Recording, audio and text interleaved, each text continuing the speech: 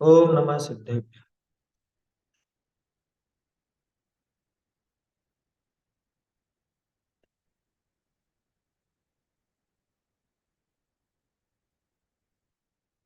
मंगलमय मंगल करण बीतराग विज्ञान नमो ताहि जाते भय अरहंत आदि महा करि मंगल करि हो महा अग्रंथ करण को का जाते मिले समाज सब पावे निज पद राज।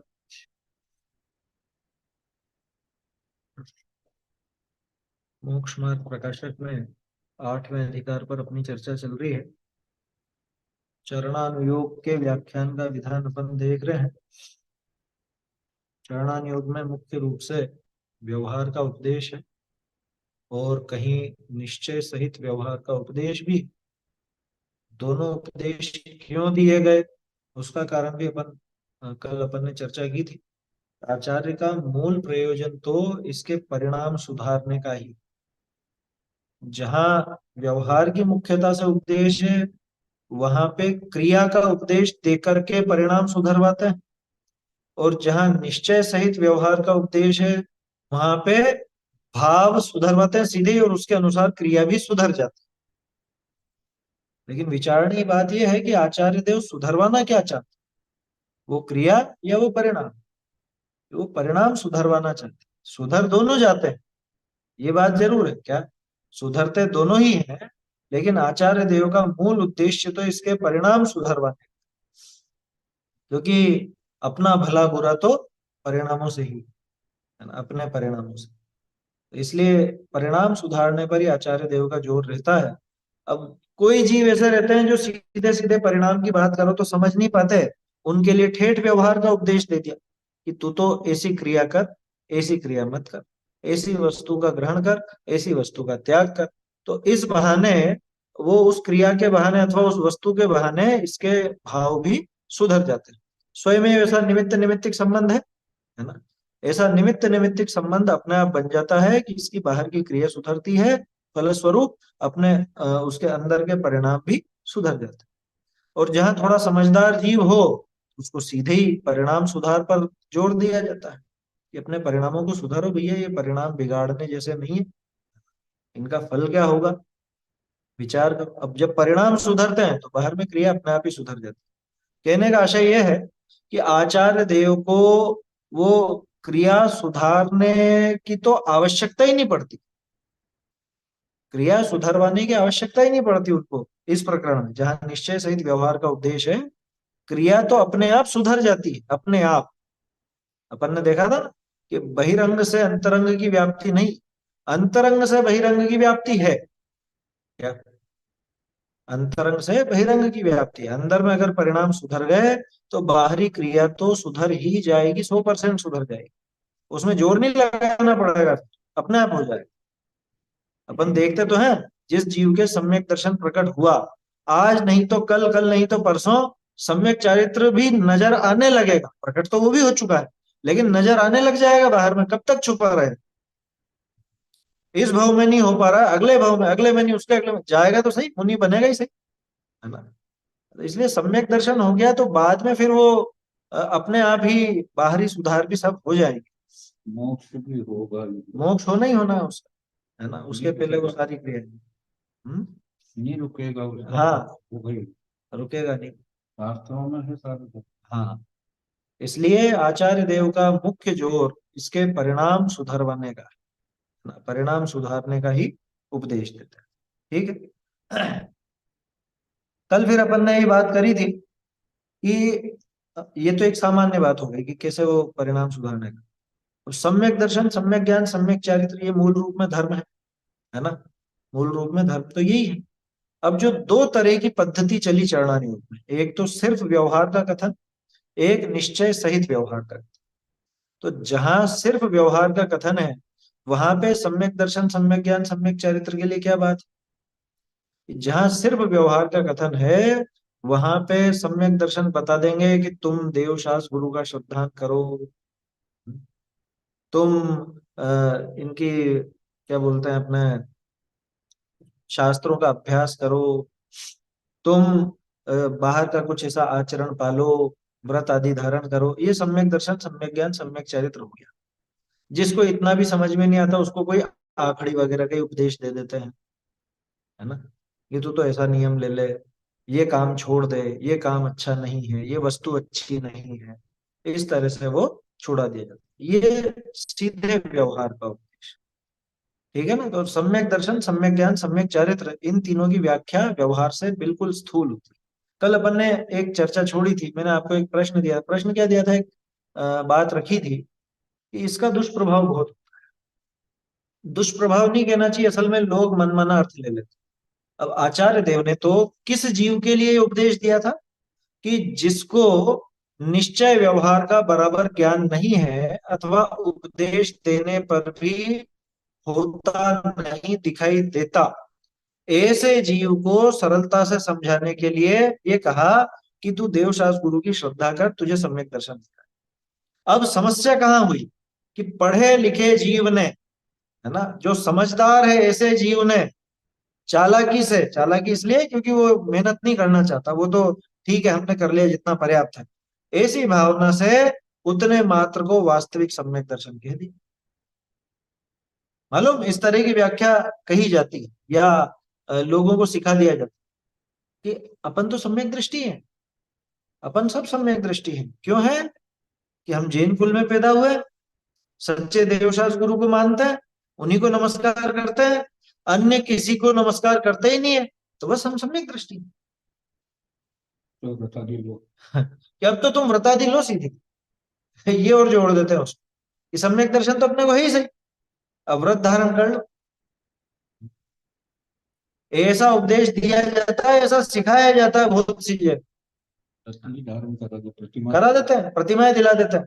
प्रतिमा लेने वाले को प्रतिमा का स्वरूप भी नहीं पता हो, और कि उन्होंने हमको 2 प्रतिमा दे दी, उन्होंने हमको 7 दे दी, उन्होंने हमको ये दी, और 7वीं प्रतिमा मतलब धारण करने वाले को ये तक नहीं पता कि वो प्रतिमाओं के नाम क्या क्या वो बोले सब याद हो लेकिन अंदर सम्यक दर्शन नहीं है, है। हाँ, अनुभूति नहीं है और कारण पूरा पक्का कर रहे। तो ये समस्या क्यों हुई?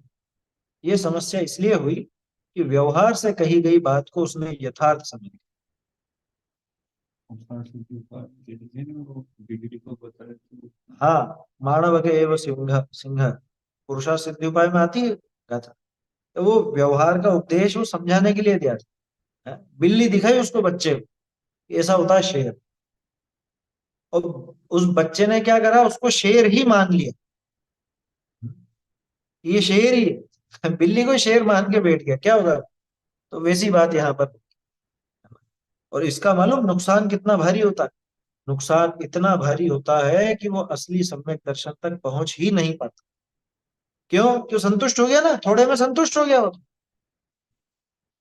अच्छा, अब कोई कह सकता है कि क्यों, इसमें क्या दिक्कत है, इसको सम्यक दर्शन कहने में क्या दिक्कत है? आप क्यों इसको सम्यक दर्शन नहीं कह रहे हो, मतलब वास्तविक सम्यक दर्शन क्यों नहीं कह रहे हो? कि भैया, अगर इतने मात्र में सम्यक दर्शन हो जाता तो ये बताओ, 9वें ग्रहवेग तक जाने वाले वो द्रव्यलिंगी मुनि, मात्र द्रव्यलिंगी जो मिथ्या दृष्टि है, उसमें क्या कमी रह गई फिर? क्या वो कुदेव कुगुरु कुशास्त्र को पूजते हैं? वो तो नहीं पूजते, जिनवाणी का ही अभ्यास करते हैं। फिर क्यों शास्त्र में उनके लिए मिथ्या दृष्टि कह दिया गया? इसका मतलब बात कुछ गहरी है, हमने उसको बहुत हल्के में लिया। तो ये समझना चाहिए कि ये व्यवहार मात्र का उपदेश है। ये टोडरमल जी का इसलिए बहुत बड़ा उपकार है कि उन्होंने ये दिखाई हमको दृष्टि के आचार्य देव कैसे कथन करते हैं। जहां व्यवहार का कथन है वहां कैसे समझना, ये बात आई है, ये व्यवहार से कही गई है, इतनी मात्र वास्तविकता नहीं है। इसलिए संतुष्ट होने जैसा नहीं है इसमें। इसलिए कभी कोई ऐसी व्याख्या करे तो चक्कर में मत आ जाना। क्या? तो क्या सच्चे देवशास्त्र गुरु का श्रद्धान सम्यक दर्शन नहीं है? क्या सम्यक दृष्टि को इनका श्रद्धान नहीं होता? ये होता है ना, कौन मना करे। लेकिन बात यह है कि इतने मात्र का नाम सम्यक दर्शन नहीं है। व्यवहार से इसको सम्यक तो कहा गया है। क्यों? कि जहां असली सम्यक तो धारक होता है, जहां वास्तविक सम्यक दर्शन जिसके प्रकट हुआ है, उसके देव शास्त्र गुरु का श्रद्धान तो स्वयं होगा ही होगा, उनके प्रति शुभ राग होगा ही होगा। क्या? तो उसका वो व्यवहार देख करके इस देवशास्त्र गुरु के श्रद्धान को व्यवहार से सम्यक दर्शन नाम दे दिया। शीशी पी लेना, शीशी हाँ, मुझे तो है समझ में। अब वो व्यवहार के इतने प्रयोग हैं, उनको क्या यथार्थ वैसे ही समझते हैं? पुड़िया खा लेना, वो खा गया पुड़िया की कागज से।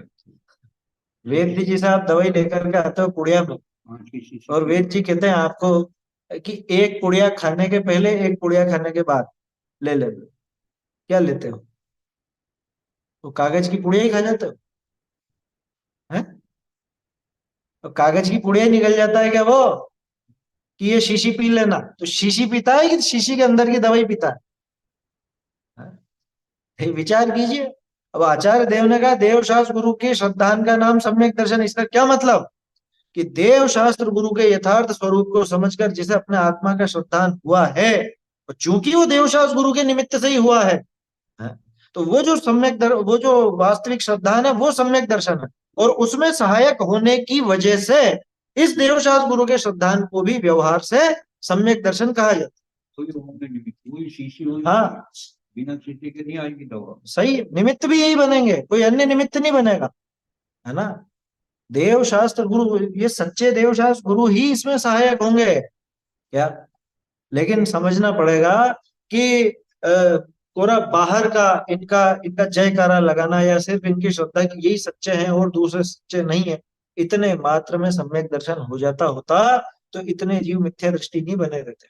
वो नवे ग्रह जाने वाला, वो जो द्रव्यलिंगी मिथ्या दृष्टि जिनको अपन कह देते हैं, वो नहीं होता है। एक बोतली से दिखाते हो आम, आम आया को समझ? जो पैसा दे के आटे सब देना पड़ेगा। उस गुठली को भी आम कहा जाता है। कब तक? वो जब तक वो आम का गुदा साथ में है तब तक। और जब वो खा लिया उसके बाद वो गुठली कचरा कहलाती है, फिर उसको फेंका जाता है। ऐसे ही पता रहता है कहीं फेंक नहीं। जब खरीदा था तब भी पता ही था ना, है? खरीदते समय भी पता रहता है, लेकिन उसको वो नाम दिया जाता है। ठीक इसी तरह से यहाँ पे समझना कि वास्तविक सम्यक दर्शन के साथ में रहने के कारण ये श्रद्धान सम्यक दर्शन कहलाता है। वैसे इसका विस्तार आएगा 9वें अधिकार में। 9वें अधिकार में टोडरमल जी गर्भित करेंगे 4 परिभाषाएं सम्यक दर्शन की एक दूसरे में। कैसी 4 परिभाषाएं? देव शास्त्र गुरु का श्रद्धान, 7 तत्व का श्रद्धान, आपा पर का श्रद्धान, और आत्मा का श्रद्धान। ये चारों के चारों जो श्रद्धान हैं, इनमें से वास्तविक सम्यक दर्शन कौन है? कि वास्तव में तो एक आत्मा के श्रद्धान को ही सम्यक दर्शन कहा जाता है। लेकिन ये चारों आपस में गर्भित होते हैं। वो कैसे गर्भित होते हैं वो तो आगे आएगा 9वें अधिकार में, इस पर विशेष रूप से आएगा, है ना। और भी आपको जिज्ञासा हो तो पहले पढ़ लेना, कोई दिक्कत नहीं हो, उससे समझने में अच्छा रहता है। 9वां अधिकार बहुत काम का है इस मायने में। सम्यक दर्शन का प्रारंभ ही वहीं से। बोलो। द्रव्यलिंगी मुनिराज का मतलब आत्मा का श्रद्धान कैसे नहीं हो पाता? उनको इतना ज्ञान रहता है शास्त्रों का और सब कुछ रहता है, फिर भी सम्यक दर्शन नहीं हो पाता उनको। बारीक भूल रह जाती है ना, बारीक भूल रह जाती है, बहुत सूक्ष्म। खुद को भी पता नहीं वो रहता। उनको खुद को तक पता नहीं चले, खुद को पता चल जाए तो सुधार ले ना। चक्कर यही तो है। और वो मायाचारी से भी नहीं बनते हैं, दिखावे से भी नहीं बनते। हाँ, वो तो सब रात तो पाठ यूं आदि सब बोलते हैं जैसे बहुत सरल है, मतलब आत्मा की रुचि एकदम रुचि पूर्वक आत्मा का श्रद्धान करे, आत्मा को जानते हैं जिसमें सम्यक दर्शन हो जाता है, बहुत सरल रहता है। तो फिर वो तो इतना पढ़ते हैं पूरा ज्ञान रहता है उनको भी, द्वादशांग वो 11 अंग 9 पूर्व और सब चीजों है। का।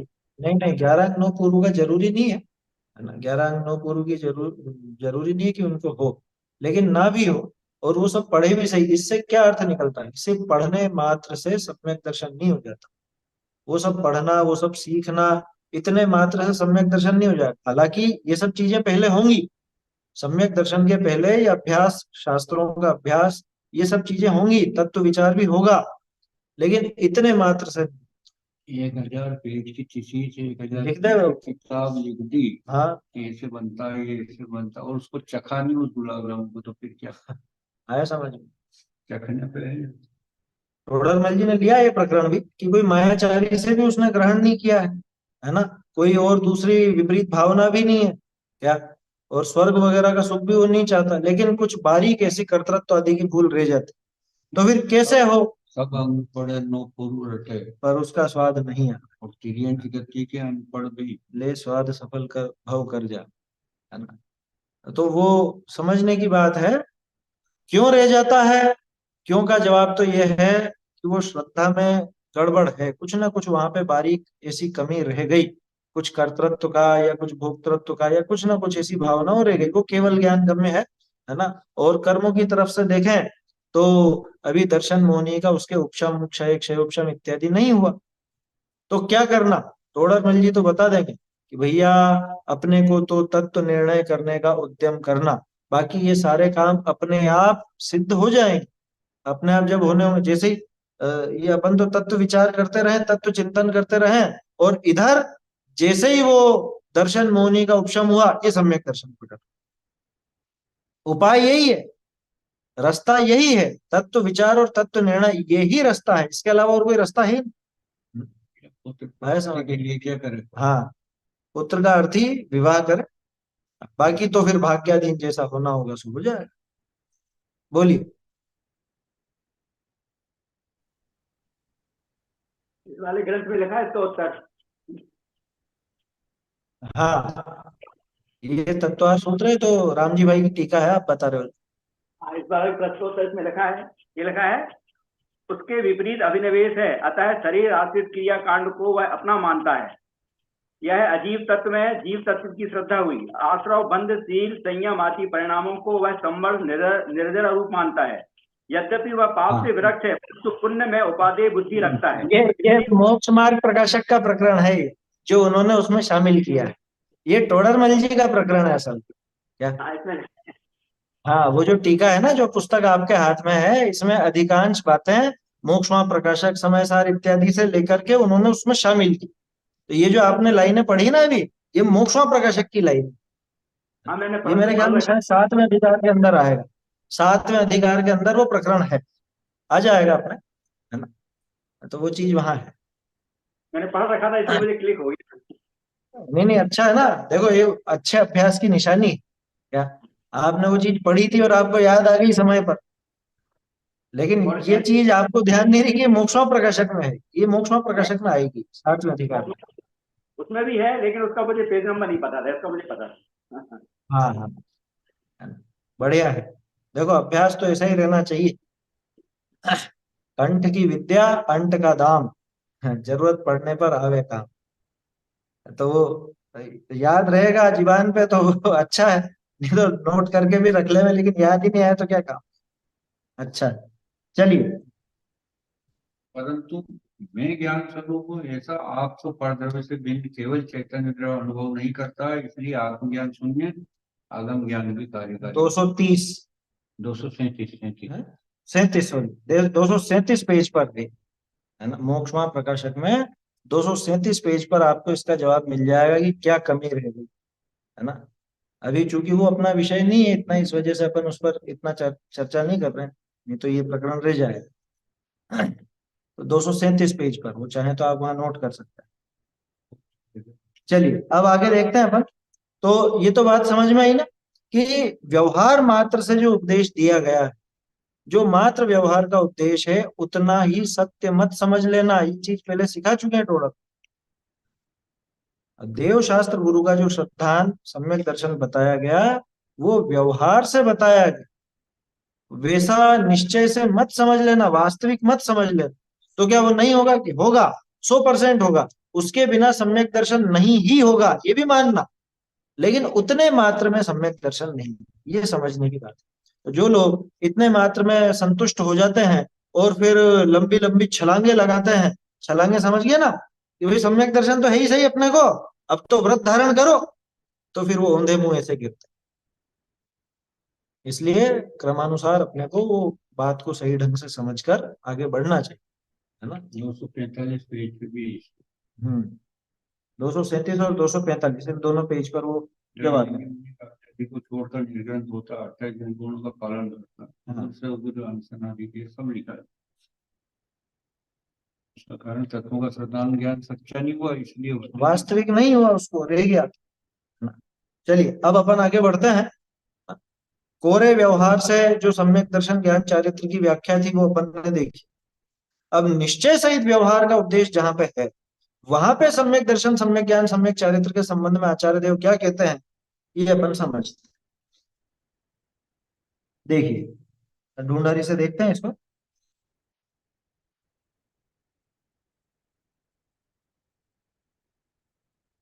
ऊपर ही पहली पंक्ति, बहुरी जहां निश्चय सहित व्यवहार का उपदेश हुई, तहां सम्यक दर्शन के अर्थ यथार्थ तत्वनि का श्रद्धान कराइए है।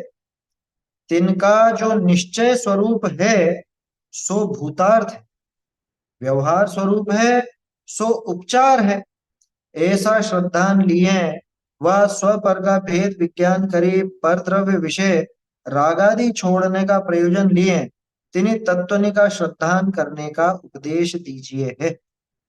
ऐसे श्रद्धानते अरहंतादि बिना अन्य देवादिक झूठ भाषे, तब स्वयमेव तिनका मानना छूटे, ताका भी निरूपण करिए है। बहुरी सम्यक ज्ञान के अर्थी संशय आदि रहित तिन्ही तत्वनि का तैसे ही जानने का उपदेश दीजिए। तिस जानने को कारण जिन शास्त्रनि का अभ्यास है, ताते तिस प्रयोजन के अर्थी जिन शास्त्रनि का भी अभ्यास स्वयमेव हो है, ताका निरूपण करिए है। बहुरी सम्यक चारित्र के अर्थ रागादि दूर करने का उपदेश दीजिए है। तहाँ एक देश व सर्वदेश तीव्र रागादिक का अभाव भय तिनके निमित्त तय होती थी, जे एक देश सर्वदेश पाप क्रिया ते छूटे है। बहुरी मंद रागते श्रावक मुनि के व्रतनि की प्रवृत्ति हो है। बहुरी मंद रागादिकनि का भी अभाव भय शुद्धोपयोग की प्रवृत्ति हो है, ताका निरूपण करिए है। तथा बहुरी यथार्थ श्रद्धान लिए, हो गया होगा शायद, छोटा ही। बहुरी यथार्थ श्रद्धान लिए सम्यक दृष्टिनी के जैसे यथार्थ कोई आखड़ी हो है, वह भक्ति हो है, वह पूजा प्रभावनादि कार्य हो है, वह ध्यानादिक हो है, तिनका उपदेश दीजिए है। जैसा जिनमत विषय सांचा परंपरा मार्ग है, तैसा उपदेश दीजिए है। ऐसे दो प्रकार उपदेश चरणानुयोग विषय जानना। ठीक है ना। चलिए इस पर चर्चा कर लेते हैं पहले, फिर आगे बढ़ते हैं। क्या कह रहे हैं ना, सिर्फ व्यवहार की बात तो अपन ने देखी। बहुरी जहां निश्चय सहित व्यवहार का उपदेश हुई।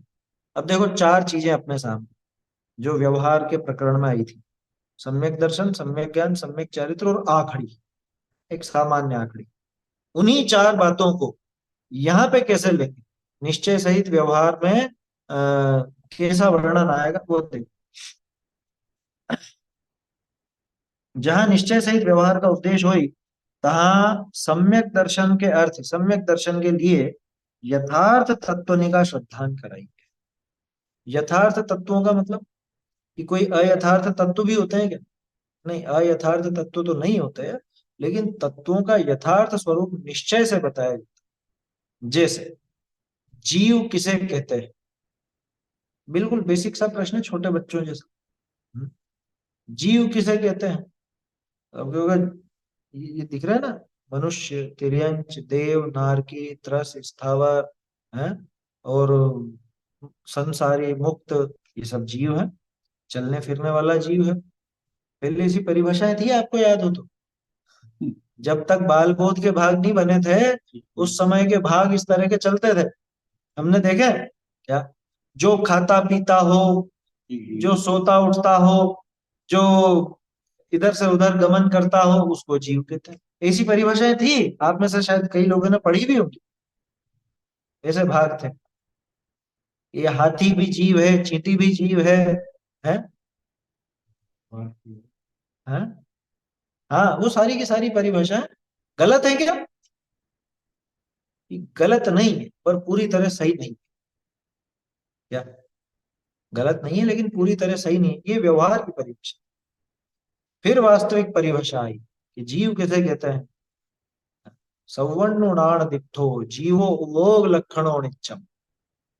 ये 24वीं गाथा समय सारथी। इसी के आधार पर उमा स्वामी आचार्य ने लिखा उपयोगो लक्षण। ये जीव तो उपयोग लक्षण वाला है ना, ज्ञान दर्शन स्वभावी। ये भी सैद्धांतिक परिभाषा, ये भी सैद्धांतिक परिभाषा, क्योंकि इसमें शुद्ध अशुद्ध वो द्रव्य के स्वभाव की बात नहीं है। आया समझ में? तो आचार्य देव फिर वो जीव का वर्णन करते हैं, अहम एक को खलु शुद्धो है निम्ममो नाण दंसन सम। ये परिभाषाएं जो, ये निश्चय की माने ये जीव का यथार्थ स्वरूप दिखाने वाले। तो वहां पे यथार्थ तत्वों का श्रद्धान कराया जाता, असली स्वरूप बताया जाता। असली स्वरूप कैसा? चलो थोड़ा सा अपन देखते हैं। तत्वों की बात आई ना, अजीव किसको कहते हैं? हम्म? व्यवहार से अजीव की क्या परिभाषा और निश्चय से अजीव की क्या परिभाषा बताइए। व्यवहार से अजीव की परिभाषा ज्यादातर जो जीव नहीं है, जिसमें जानना देखना नहीं पाया जाता, ये व्यवहार की परिभाषा। उद्गल धर्म धर्म आकाश काल ये सब अजीव है, ये अजीव, ये व्यवहार की परिभाषा। निश्चय की परिभाषा क्या? कि मुझे छोड़कर बाकी सब अजीब। जो निश्चय की बात में स्वयं की मुख्यता आ जाएगी। जो मेरा स्वरूप नहीं है, जिसमें मैं नहीं हूं, जो मेरे स्वरूप में नहीं है, वो सब अजीव। आया समझ? आश्रव किसे कहते हैं? अब आश्रव में निश्चय व्यवहार क्या लगा कि कर्म होगा ना, वो आश्रव। या फिर भाव आश्रव द्रव्य आश्रव का भेद कर देंगे अपन। कैसा भेद कर देंगे कि जीव के जिन भावों के निमित्त से कर्म आते हैं वो भावाश्रव है, और द्रव्य कर्मों का आना वो द्रव्याश्रव। दोनों की दोनों व्यवहार की परिभाषा। निश्चय से परिभाषा क्या है? ये दुख के कारण भूत जीव के जो अशुद्ध परिणाम, वो आश्रव। आया समझ में? कि राग द्वेष आदि दुख स्वरूप है, ये आश्रव का स्वरूप। ये दुख के कारण रूप भाव है, वो आश्रव। ये यथार्थ परिभाषा। आया समझ में? तो ये यथार्थ तत्वनि का श्रद्धान कराइए सम्यक दर्शन के लिए। यहाँ पे वास्तविकता भी दिखाई जाएगी। जैसे छोटा सा उदाहरण है, बार बार लेते कि एक ही नाम ख्याल में आता है। पुरुषार्थ सिद्धि उपाय में जो वर्णन आया है वो निश्चय सहित व्यवहार का वर्णन। व्यवहार को छोड़ा नहीं है, लेकिन निश्चय की मुख्यता रख करके व्यवहार। तो सम्यक दर्शन किसका नाम? कि वहां पर आपको ये नहीं मिलेगा कि देव स्वरूप के श्रद्धान का नाम सम्यक दर्शन। वो भी मिलेगा, लेकिन मूल बात भी आई, 7 तत्वों के श्रद्धान का अथवा आत्म स्वरूप के श्रद्धान का नाम सम्यक दर्शन। ये निश्चय सहित व्यवहार का। ठीक है। तिनका जो निश्चय स्वरूप है सो भूतार्थ है। उनका जो निश्चय स्वरूप है माने कि निश्चय नय के द्वारा जो उनका स्वरूप दिखाया गया वो भूतार्थ है, वो सच्चा है। निश्चय नय ने जो कहा है, निश्चय नय के माध्यम से जो कहा गया है वो सत्यार्थ है। भूतार्थ माने अर्थभूत। क्या भूतार्थ?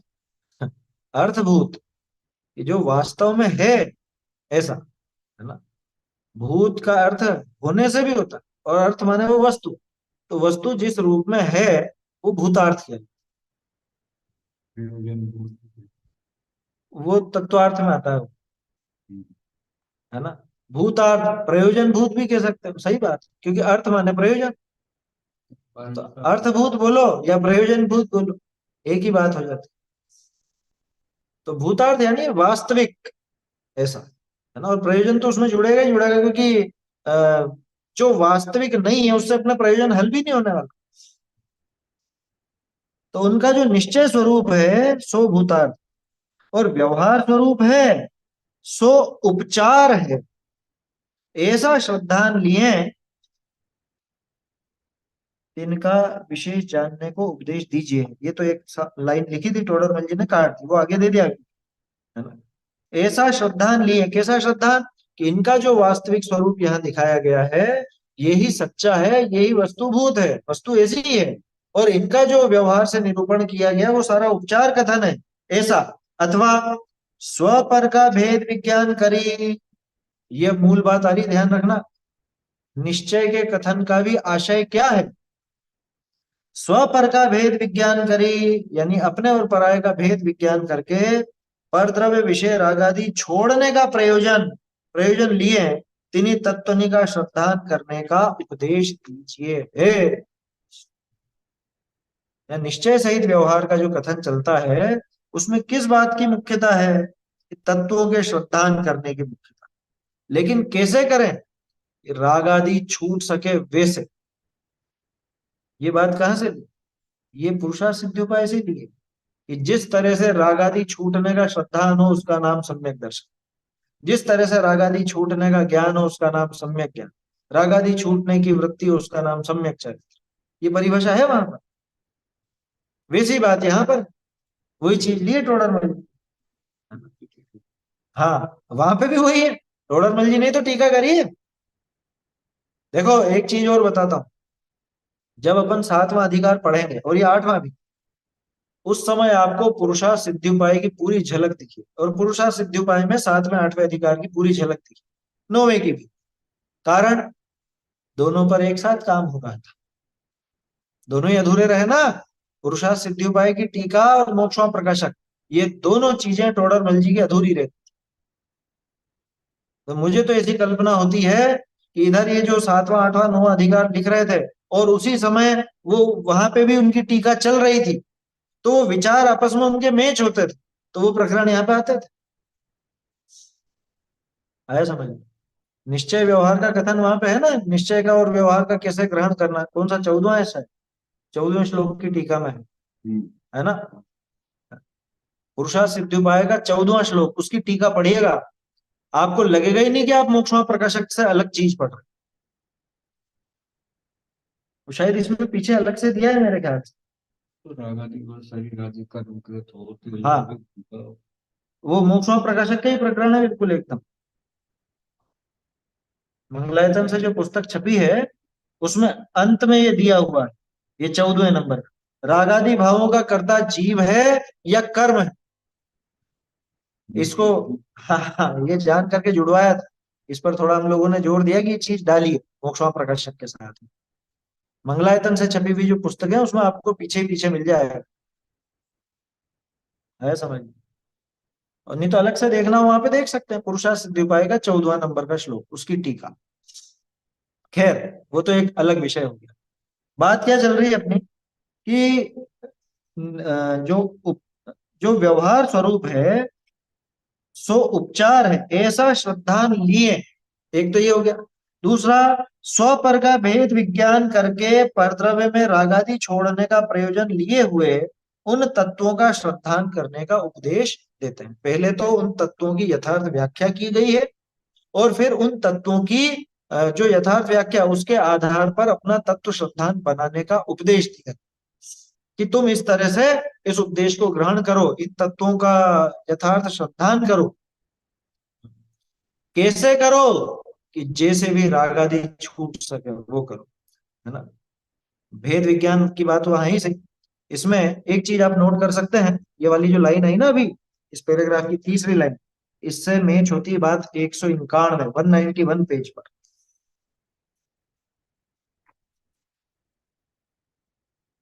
अभिप्राय समझ में आएगा? इसमें सिर्फ शुरू की 2 लाइन अपने को देखनी। तत्व श्रद्धान करने में प्रयोजन भूत तो ये एक एक ये है कि रागादिक छोड़, इसी भाव का नाम धर्म है। बस इतना सा, यही काम किया। तत्व श्रद्धान करने का प्रयोजन भूत कार्य क्या? तत्व श्रद्धान क्यों कराया जा रहा है? रागादि छोड़। और यहाँ पे क्या कह रहे हैं कि परद्रव्य में रागादि छोड़ने के प्रयोजन सहित उन तत्वों के उपदेश का, मतलब तत्वों का श्रद्धान करने का उपदेश दिया जाता। मिली 191 पर, है ना, 191 पर है। तो ये याद रखिएगा बात हमेशा, तत्व श्रद्धान करने का प्रयोजन क्या।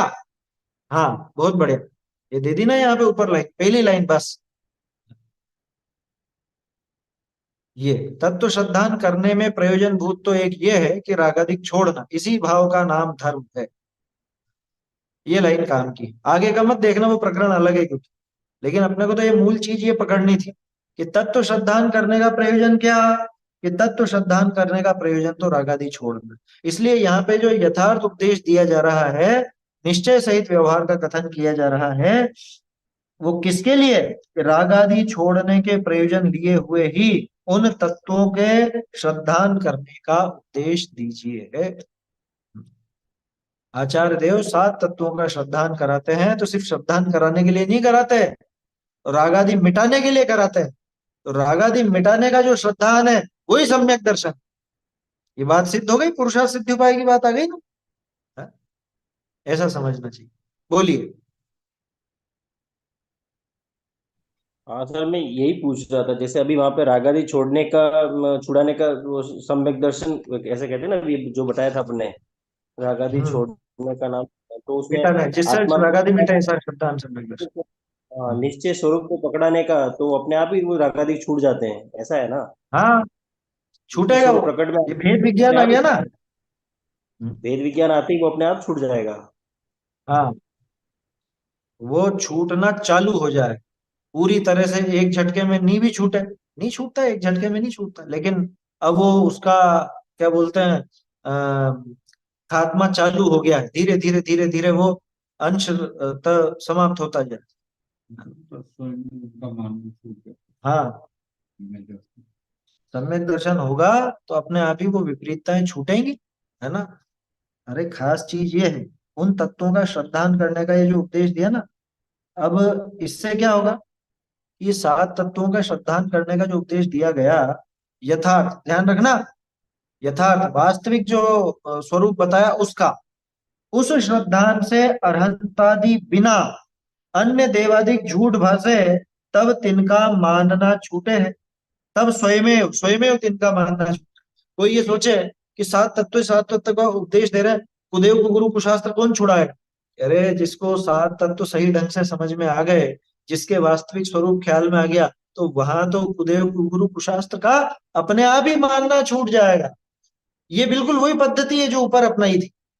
ऊपर कौन सी पद्धति अपनाई थी निश्चय सहित व्यवहार के कथन में, कि आचार्य देव वहां पे भावों की प्रधानता रखते हैं, और भाव सुधरने पर क्रिया अपने आप सुधर जाती है। ये उसी के उदाहरण दे रहे हैं, वही विषय चल रहा है अपना, अभी प्रकरण बदला नहीं है, वही विषय चल रहा है। ये उसी के उदाहरण दे रहे हैं टोडर जी, कि व्यवहार से देवशास्त्र गुरु के श्रद्धान करने की बात कही थी, वो इसीलिए कही थी कि उनके समीप रहेगा, उनकी श्रद्धा रखेगा तो यथार्थ बात पता चल जाएगी। अब वो चले या नहीं भी चले, व्यवहार के उपदेश में ये दिक्कत है। लेकिन निश्चय सहित व्यवहार का उपदेश इसी बारे में दिया गया, तो सीधे 7 तत्व आदि का यथार्थ निरूपण किया गया। जब उसका यथार्थ श्रद्धान होगा, तो कुदेव कुगुरु कुधर्म तो दूर से ही छूट जाएंगे, दूर से ही। छोड़ने की जरूरत पड़ेगी क्या। अरे सोचो, जिसको 7 तत्व यथार्थ समझ में आ गए हो, वो क्या देव का स्वरूप बिगाड़ सकता है, क्या वो कुदेव को मान सकता है, कुगुरु कुशास्त्र को के पास जा सकता है कि नहीं। आप हमको तो समय सार सुना दो, और देव वेव तो हम हमारी मान्यता से मान लेंगे, कि तेरे गले में उतरने वाला नहीं है समय सार। बहुत से लोग होते हैं ना, कि आप तो हमको ये समझा दो सिखा दो, कि ये आएगा ही नहीं समझ में। सच्चे देवशास्त्र गुरु वो पहली सीढ़ी है, उसके बाद ये बात गले उतर, ऐसा समझ लो। 7 तत्व की बात जिसके यथार्थ समझ में आए, उसके देवशास्त्र गुरु के संबंध में विपरीत मान्यता नहीं रह सकती। वैसे श्रद्धांत सहित है सम्यक हाँ। स्व पर के भेद ज्ञान के द्वारा सम्यक ज्ञान, परद्रव्य में रागादि छोड़ने के प्रयोजन से ये सम्यक चाहिए। हाँ, ये तीनों घटित होते हैं यहाँ, देखो उन तत्वों का श्रद्धान करने का उपदेश है, ये सही। क्या कहा है यहाँ पे, देखिए नोट कीजिए इसको। कहाँ की ये लाइन, ऊपर ये बस एक लाइन तो ऊपर। ऐसे श्रद्धांत सहित व स्व पर के भेद ज्ञान के द्वारा परद्रव्य में रागादि। हाँ आगे तीन एक सेकंड, ये काटा हुआ है ना यहाँ, ऐसा श्रद्धान लिए, ऐसा श्रद्धान लिए, ये हुआ सम्यक दर्शन। वह स्वपर का भेद विज्ञान करी, ये हुआ सम्यक ज्ञान। आया समझ में। पर द्रव्य विषय रागादिक छोड़ने का, ये सम्यक चारित्र। ये रत्नत्रय का भी आ गया अपने आप। है ना। ये प्रयोजन सहित। इन इस प्रयोजन सहित, ये रत्नत्रय के प्रयोजन सहित उन तत्वों का श्रद्धान, यानी कि 7 तत्वों का श्रद्धान किसके लिए करना? सम्यक दर्शन, सम्यक ज्ञान, सम्यक चारित्र्य। चाहे तो यहाँ पे पेंसिल से निशान लगा लीजिए ताकि समझ में आ जाए। क्या श्रद्धान में सम्यक दर्शन आ गया, फिर आपके स्वपर का भेद विज्ञान, ये सम्यक ज्ञान आ गया, और परद्रव्य में रागादि छोड़ने का प्रयोजन, रागादि छोड़ना, ये सम्यक चारित्र्य आ गया। इस प्रयोजन सहित, यानी रत्नत्रय के प्रयोजन सहित 7 तत्व का श्रद्धान करने का उपदेश दिया। क्या प्रयोजन है मतलब 7 तत्व के श्रद्धान का क्या प्रयोजन? कोई सोचेगा कि 7 तत्व का श्रद्धान तो सम्यक दर्शन, अरे सम्यक दर्शन, सम्यक ज्ञान, सम्यक चारित्र, तीनों। क्योंकि जीव अजीव को जान के क्या करोगे ये बताओ? उनका श्रद्धान करके क्या करोगे अगर उनमें स्वपर का भेद विज्ञान नहीं किया तो? अगर रागादि छोड़ने का श्रद्धान नहीं किया तो आश्रव बंध को क्या जाना?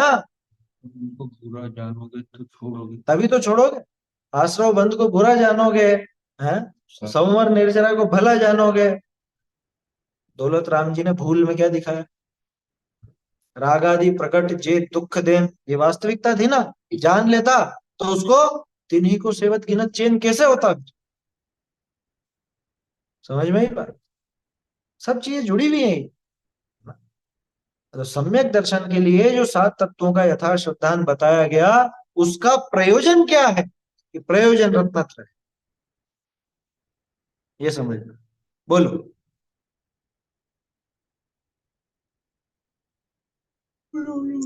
जैसे अपना कभी कभी ऐसा होता है ना कि माइंड में जैसे अपने भाव कोई विपरीत आ गए, ठीक है, लेकिन ज्ञान में तुरंत फिर ऐसे भाव भी आते हैं कि नहीं, ये मतलब ये भाव जो है मेरे वो गलत चल रहे हैं। तो वो जो भाव मेरे चले, तो वो क्या अपने ऐसे बोल सकते हैं कि वो कोई पूर्वकृत कार्य, मतलब कर्म ऐसे बंधे हो या फिर ऐसा हो, उसलिए ऐसे भाव चल रहे अभी वर्तमान परिस्थिति में? देखो, ये है ज्ञान और चारित्र की लड़ाई। क्या ज्ञान चारित्र की लड़ाई कैसे? कि वो जो जो राग या द्वेष जो भी भाव आया, ठीक है ना, वो चारित्र का विकार, वो पिछला आपके जो चारित्र मोहनी कर्म है उसके उदय में वो भाव, ठीक है। तो ये तो चारित्र में गड़बड़ हुई।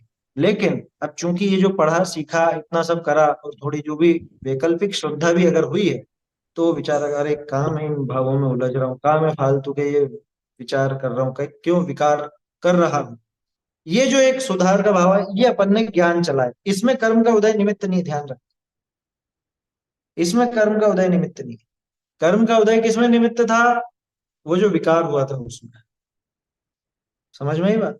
एक चीज अच्छे से समझ लीजिए, कर्म का उदय, उदय उदय की बात कर रहे हैं अपन। उदय कभी भी अच्छी चीज में निमित्त नहीं होगा, विकार में ही निमित्त हो। क्या भावों की तरफ से देखें तो, है ना, कर्म का जो उदय है वो विकारी भाव में ही निमित्त भी नहीं बनेगा, स्वाभाविक भाव में कभी उसका उदय निमित्त नहीं बनेगा। स्वाभाविक रूप परिणमन में अगर कोई निमित्त बनेगा तो वो उसका क्षय बने, या क्षय उपशम बने, या उपशम बने। हाँ, इसको आप पुरुषार्थ कह सकते हो, इसको पुरुषार्थ कह सकते हैं। पुरुषार्थ पूर्वक उसने तत्व विचार चल रहा है ना, उस कषाय भाव को रोकने के लिए। जिस समय वो कषाय भाव चल रहा है उस समय भी अथवा उसके बाद भी, दोनों बातें हो सकती है। कोई जीव विशेष होते हैं, समझदार ज्यादा हो गए मतलब वास्तव में ज्यादा समझदार हो गए, तो वो राग चलते समय ही वो एक तरफ वो ज्ञान की धारा भी चलती। अब वो क्या करे, वो पीछे से चारित्र मोह का उदय चल रहा है तो वो राग द्वेष वो भी चल रहे हैं, और इधर वो ज्ञान की धारा भी चल रही है। दूसरे अपने जैसे लोग होते हैं जो सीख रहे हैं, तो हमारे क्या होता है, वो विकार हो जाता है, उसके बाद फिर अपन विचार करते हैं कि अरे काम है फालतू की चीजों में उलझा। लेकिन पद्धति यही, तो शुरुआती भूमिका में तो यही होगा। अपने को विचार आएगा कि मेरा ये काम गलत है, ये काम मुझको नहीं करना। और बाद में ऐसा होगा कि फिर जब वो विकार चलेगा, वो विकृति होगी, उसी समय उसको रोकने का विचार भी चले। इसके बाद ये होगा कि विकार पैदा ही नहीं होगा, उसके पहले वो विचार मुख्य रहेगा। ये क्रम है, ऐसा क्रम और चलेगा। वही चलते चलते मतलब ऐसा होता है ना कि बहुत आकुलता व्याकुलता होने लगती है, ऐसा क्यों आ रहा है, ऐसा भाव क्यों हो रहा है, नहीं होना चाहिए था, उस तरह की। तो फिर और उससे भी ज्यादा और आर्त ध्यान रौद्र ध्यान मतलब अपने चले जाते हैं उसमें। नहीं नहीं, वो नहीं होना, वो गड़बड़ हो जाती है थोड़ी सी। उस समय तत्व हाँ विचार करो। हाँ। तो ये विचार भी मेरे से बाहर है, ये राधा देवी बाहर है, उस समय विचार करो मेरा स्वभाव बिल्कुल न्यारा है इनसे, मेरा स्वभाव इनमें जाता ही नहीं है इस एक समय की पर्याय में। ये विकार एक समय के हैं, मैं तो त्रिकाली ध्रुव हूँ, ये विचार करो। आया समझ में ना? हाँ ये उस समय विचार करने की बात है, ये पर्याय से भिन्नता उस समय देखनी। ये पर्याय मुझ में प्रवेश नहीं पाती, कैसी विकारी पर्याय हो। अरे सिद्धों की पर्याय हो, वो उस रूप भी में नहीं होता, निरोध की पर्याय रूप भी नहीं होता। मैं तो इन सब के अनंत ज्ञान का धनी हूँ। इनसे बचने का यही तरीका है ना। आप उस पर्याय को लेके बैठ जाओ, और मैं बहुत पापी, मैंने बहुत बुरा किया और ऐसा किया ऐसा किया, फिर तो उसको बीती ताही बिसार दे, आगे की सुध ले, है ना। अब वो हो गया जिसको कहाँ तक रोएंगे। आया समझ में? हुआ है, अपराध बोध भी होना चाहिए, लेकिन उसको पकड़ करके नहीं बैठना। मैं नहीं हूँ वो, मेरा स्वरूप भी नहीं है वो, आया समझ में?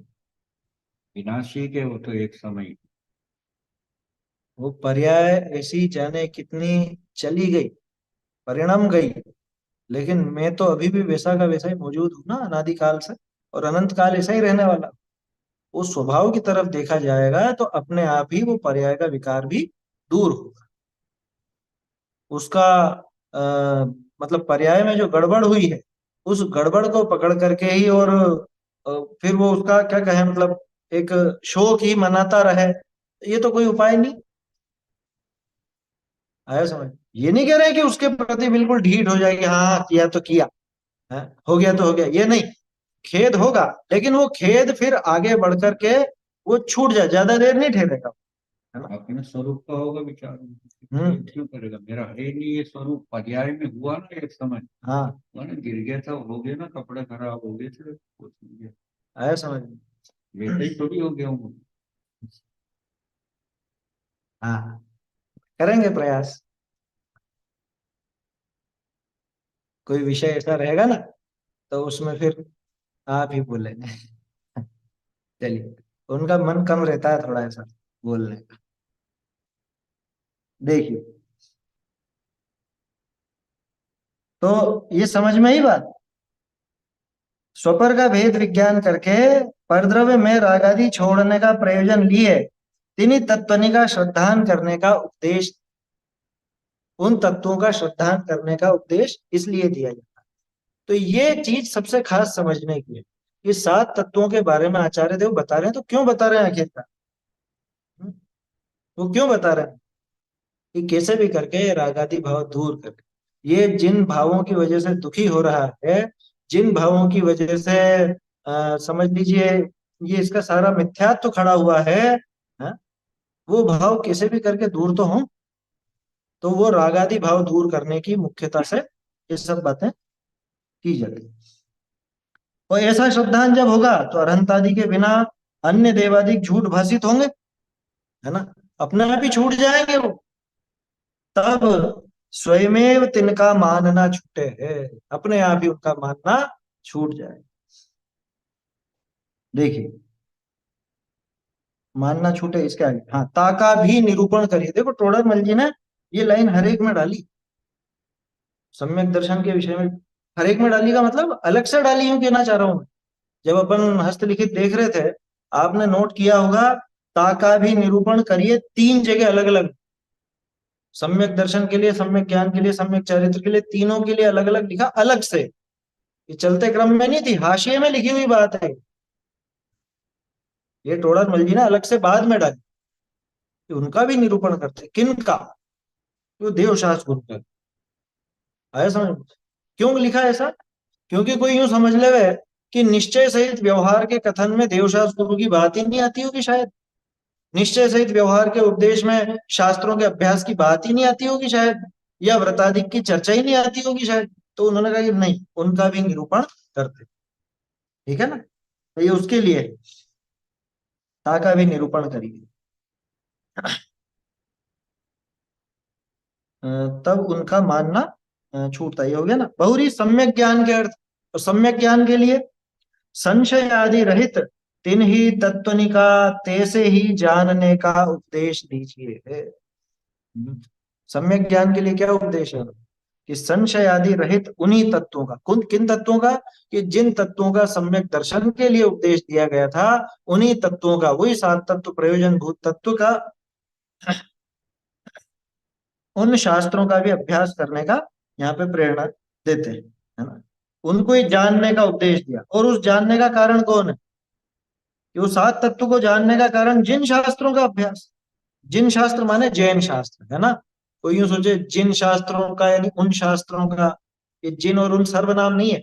जिन शास्त्र माने जैन शास्त्र, है ना। जैन शासन के जो अपने शास्त्र हैं, उनका भी उस प्रयोजन के लिए उन शास्त्रों का अभ्यास का उपदेश देते हैं। इस जानने को कारण जिन शास्त्रनी का अभ्यास है ताते हैं, तिस प्रयोजन के अर्थ ही जिन शास्त्रनी का भी अभ्यास स्वयमेव हो है। ये आ गया अपने आप। जब ये कहा जाएगा कि तू सम्यक ज्ञान के लिए उन्हीं सात तत्वों का अभ्यास कर, सात तत्वों को यथार्थ जान, तो वो हवा में तो नहीं मिलेंगे ना, वो इधर उधर तो नहीं मिलेंगे, अखबार उपन्यास आदि कहाँ मिलेंगे? कि वो जैन शास्त्रों में मिलेंगे। तो जैन शास्त्रों का अभ्यास स्वयं हो ही जाएगा। जैसे वो सम्यक दर्शन के लिए सात तत्वों को जाना तो कुदेव कुकुरु कुधर्म अपने आप छूट गए, वैसे ही सात तत्वों को जानने के लिए, वहां श्रद्धान की बात है, जानने की बात है, जानने के लिए जैन शास्त्रों का अभ्यास अपने आप बन ही जाएगा, जिसको व्यवहार से सम्यक ज्ञान नाम दिया गया। अपन ने रत्नकरण श्रावकाचार में सम्यक ज्ञान अधिकार देखा था ना। वहां पे क्या बात आई थी? पहले उन्होंने वास्तविक सम्यक ज्ञान की परिभाषा दी। अन्यून मनतिरिक्तम यथा तथ्यम विना च विपरीतात् निस्संदेहम वेद यदा उस्तज्ञान आगमेन, है ना। और उसके बाद प्रथमान्योग, कर्णान्योग, चरणान्योग, द्रव्यान्योग, इन चारों की परिभाषा, कुल 5 श्लोक के सम्यक ज्ञान के लिए। क्या? तो ये जो वर्णन किया, ये किस लिए किया? कि तुमको अन्यून अनतिरिक्त यथा तथ्य ज्ञान कहां से मिलेगा? कि वो इन प्रथमान्योग, चरणान्योग, कर्णान्योग, द्रव्यान्योग से मिलेगा। आगे बात समझ। तो इसलिए वो निश्चय से जो सम्यक ज्ञान का स्वरूप दिखाया, उसमें अपने आप ही व्यवहार सम्यक ज्ञान तो गर्भित हो ही जाता है, क्योंकि उसका रास्ता वहीं से निकलता है। सात तत्वों का यथार्थ जानना वो निश्चय से सम्यक ज्ञान है, तो उसका रास्ता तो जैन शास्त्रों के अभ्यास से होकर के निकलता है, तो व्यवहार सम्यक ज्ञान तो अपने आप आ जाएगा, है ना। ऐसा है। ताका भी निरूपण करिए, तो शास्त्राभ्यास भी किस प्रकार का होता है वो भी निरूपण किया अपने आचार्यों, है ना। कि 5 प्रकार का सम्यक ज्ञान दिखाया, अथवा शास्त्राभ्यास 5 प्रकार का दिखाया, वाचना प्रच्छना इत्यादि, या 4 योग की परिभाषा आ गई, या और तरह तरह के भेद आ गए उसमें। ठीक है। बहुरी सम्यक चारित्र के अर्थ, ये सम्यक दर्शन सम्यक ज्ञान की बात हो गई। सम्यक चारित्र के अर्थ राग आदि दूर करने का उपदेश दीजिए है। राग आदि दूर करने का उपदेश वो सम्यक चारित्र के लिए। अच्छा, सम्यक चारित्र क्या है? हाँ? वो राग आदि के अभाव का नाम ही सम्यक चारित्र है। समत्व परिणाम, हाँ, वो प्रवचन सारजी से तो निकली बात है।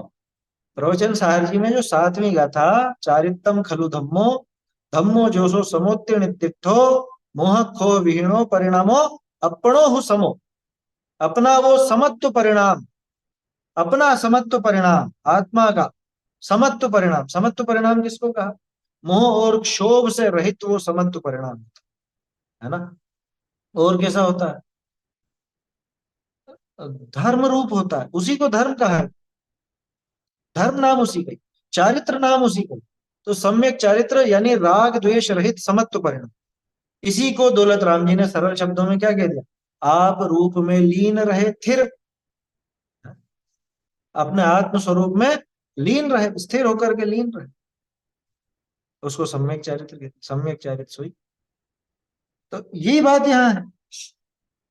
सम्यक चारित्र के लिए राग आदि दूर करने का उपदेश देते हैं। राग आदि दूर होने का नाम ही सम्यक चारित्र है। अच्छा, वो एक देश व्रत और वो सकल व्रत सकल चारित्र वो कहाँ गए? अरे वो तो अपने आप आ ही जाएंगे ना, क्योंकि राग द्वेष दूर करने के उपाय वो है, वो अपने आप आएंगे। जैसे सात तत्व को यथार्थ रूप से जानने का उपाय शास्त्राभ्यास था, तो शास्त्राभ्यास रूप सम्यक ज्ञान अपने आप आ गया। उसी तरह से राग द्वेष के अभाव रूप सम्यक चारित्र, वास्तविक सम्यक चारित्र, इसका उपाय देश चारित्र, सकल चारित्र जिसको हम कहते हैं, है ना, देश व्रत महाव्रत इत्यादि, वो अपने आप ही आ ही जाता है, क्योंकि उनके सहारे ही ये रागादि घटाता है। अरे अभी अपन देख तो रहे, वो गुण व्रतों की चर्चा जो आ रही है, कितनी सुव्यवस्थित ढंग से लिखा वहां पे समंत भद्र स्वामी ने, रत्नकरण श्रावकाचार्य, कि पहले तो इसने त्रस जीवों का या बड़े पाप, स्थूल पाप का नाम, स्थूल पाप का राग छोड़ने के लिए सीधे ही उनका त्याग कर। अब सूक्ष्म पाप जो इसके जीवन में होते थे, उसका राग तोड़ने के लिए क्या किया कि पहले एक दिशाओं की मर्यादा कर, उसके बाद और घटाने के लिए, वो राग और घटाने के लिए फिर वो अनर्थ दंड व्रत आ गई, फिर उससे और राग घटाने के लिए परिग्रह परिमाण व्रत आ जाए। ये क्रम है ना। तो रागादि घटाना, राग द्वेष का नाश, ये वास्तव में सम्यक चारित्र। बहुरी सम्यक चारित्र के अर्थ रागादि दूर करने का उपदेश दीजिए है। इस एक सेकंड आ गया, हाँ, तहा एक देश व सर्वदेश तीव्र रागादि का अभाव भय, एक देश या सर्वदेश जैसा भी हो, तीव्र राग द्वेष का अभाव होने पर तिनके निमित्त ते होती थी जे एक देश सर्वदेश पाप क्रिया ते छूटे। वो पाप क्रियाएं छूटेंगे कि नहीं छूटेंगे अपने आप ही? एक देश तीव्र राग छूटा है तो एक देश पाप क्रिया छूटेगी। सर्वदेश तीव्र राग छूटा है तो सर्वदेश पाप क्रिया छूटेगी। एक देश पाप क्रिया के छूटने का नाम अणुव्रत है, सर्वदेश पाप क्रिया के छूटने का नाम महाव्रत है। यही परिभाषा है ना। पंचानाम पापानाम हिंसादीनाम मनोवचा कहे कृतकारितानुमोदय त्यागस्तु महाव्रतम महताम, ये पढ़ा ना अपन ने रत्नकरण जी। समझ में आ रही है बात? तो यही तो है, और क्या है, अपने आप आए कि नहीं आए। देखो टोडरमल जी कैसे समन्वय करते हैं।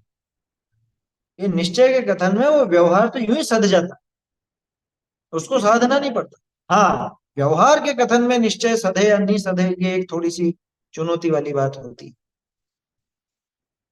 देखिए, तो ये समझ में आया। एक देश सर्वदेश पाप क्रिया ते छूटे है, बहुरी मंद रागते श्रावक मुनि के व्रतनी की प्रवृत्ति हो है। आया समझ में? तीव्र राग छूटा, अंश में तीव्र राग छूटा तो अणुव्रत, है ना, और पूरी तरह से तीव्र राग छूट गया, तीव्र पाप छूट गया तो महा। और जब ये छूटेगा तो जो साथ में मंद राग बचा हुआ है, वो मंद राग के कारण बाहर में श्रावक और मुनियों की प्रवृत्ति अपने आप ही हो जाती। बहुरी मंद राग आदि के का भी अभाव भय शुद्धोपयोग की प्रवृत्ति हो है, ताका निरूपण करिए, है ना। तो वो सारा निरूपण वहां पर आए क्या। जब देखो तीन चीजें हो गई यहाँ पर, तीव्र राग एक देश घटा, तीव्र राग सर्वदेश घटा, और मंद राग जो बचा था उसका भी अभाव। तो ये तीन दशाएं, है ना। तीव्र राग एक देश घटने पर अणुव्रत आदि देश चारित्र, तीव्र राग सर्वदेश घटने पर महाव्रत आदि सकल चारित्र, और मंद राग जो चल रहा था जिसमें वो प्रवृत्ति हो रही थी, अगर वो भी घट जाए, वो भी समाप्त हो जाए तो शुद्ध हो। तो उन सब का वर्णन, इन तीनों प्रकार का वर्णन सम्यक चारित्र के नाम पर निश्चय सहित व्यवहार के उपदेश में भी आ जाता है। ठीक है। बहुरी यथार्थ श्रद्धा लिए सम्यक दृष्टि निके जैसे यथार्थ कोई आखड़ी हो है। अब वो चौथी बात, तीन बातें तो सम्यक दर्शन ज्ञान चारित्र की थी, चौथी बात आखड़ी थी। आखड़ी का निरूपण वहां पर आया था ना, केवल व्यवहार में। तो क्या सम्यक दृष्टि के कोई आखड़ी वगैरह नहीं होती क्या? कि वो होती है, कभी कभी वैसी भी होती। तो जैसे होती है, या जैसी सम्यक दृष्टि के भक्ति होती है, या पूजा प्रभावनादि कार्य जैसे होते हैं, या ध्यानादि होते हैं, उनका भी उपदेश दिया जाता है। ऐसा नहीं है कि नहीं दिया जाता, दिया जाता है उनका भी। जैसी जिनमत विषय सांची सांचे परंपरा मार्ग है, तैसा उपदेश दीजिए है। जैसा भी जैन शास्त्रों में यथार्थ मार्ग है, जो सच्चा मोक्ष मार्ग है, वैसा उपदेश यहाँ पर दिया जाता है। ऐसे दो प्रकार उपदेश चरणानुयोग विषय जानना। ये पहला बिंदु था चरणानुयोग के व्याख्यान के विधान का। ये जो 2-2.5 पेज में अपन ने देखा ना, ये पहला पॉइंट, पहला बिंदु। अब दूसरा बिंदु कल से चालू होगा। तो पहला बिंदु क्या है कि दो प्रकार से उपदेश दिया गया है, कि एक तो सिर्फ और सिर्फ व्यवहार का उपदेश, दूसरा निश्चय सहित व्यवहार का उपदेश। तो उसमें कैसा कैसा कथन आता है वो अपन ने देख लिया। अब आगे की बात फिर आएगी, बोलिए। हाँ सर, मेरा ये पूछना था, जैसे आत्मा में लीनता है, उसको तो अपन निश्चय चारित्र कहते हैं। अब आत्मलीनता के बाद जो कषाय चौकड़ी का जो सद्भाव रहता है, अभावजन्य जो शुद्धता का अभाव, वो भी निश्चय चारित्र चारित्र ही कहा जाए। नहीं, उसको निश्चय चारित्र नहीं कहते। चारित्र नाम तो कषाय के अभाव का ही है, कषाय के उदय का नाम थोड़ी ना चारित्र। वो तो उसका मल कहलाता। जैसे आचार्य देव ने पंच महाव्रत आदि की वृत्ति को चारित्र का मल कहा। माने वो जो शुभ राग, वो शुभ राग उस शुद्धोपयोग के साथ में वर्तता है। साथ में का मतलब जब शुद्धोपयोग नहीं है तब शुभ राग रहता है। तो वो जो शुभ राग साथ में वर्तता है उसको चारित्र का मल कहा गया। वो सम्यक चारित्र नहीं कह। व्यवहार से भले कह सकते हो, व्यवहार से तो कह ही रहे ना। जैसे वो महाव्रत आदि की परिणति या अणुव्रत आदि की परिणति है, उसको व्यवहार से चारित्र नाम दिया ही गया। ऐसा। आप में रहेगी। हाँ, वास्तविक परिभाषा वही याद रखिए, आप रूप में लहे रहे लीन थिर सम्यक चारित्र सोई। असली वही। चलिए समाप्त करते हैं। चैतन्य का स्मरण प्रतिक्षण ही करो रे, भव के अनंत दुख को क्षण में हरो रे। अक्षय अनंत निज सौख्य निधान पाओ, गाओ करे नित इसी के गीत गाओ। निज निधि निज में बताई, यह अत उपकार है, इसके लिए जिन वाणी मातो शत बार है, वंदना शत बार। शिवानी माता की जय हो। शिवानी माता की जय हो। शिवानी माता की जय हो। जय चिदानंद।